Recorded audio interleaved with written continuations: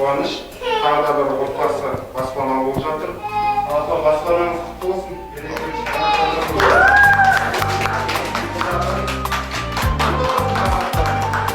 Құрметті қазақ елі, Харекет қоры және өнер қырандарына Эльмира Мұқанқызына алғысымды білдіремін.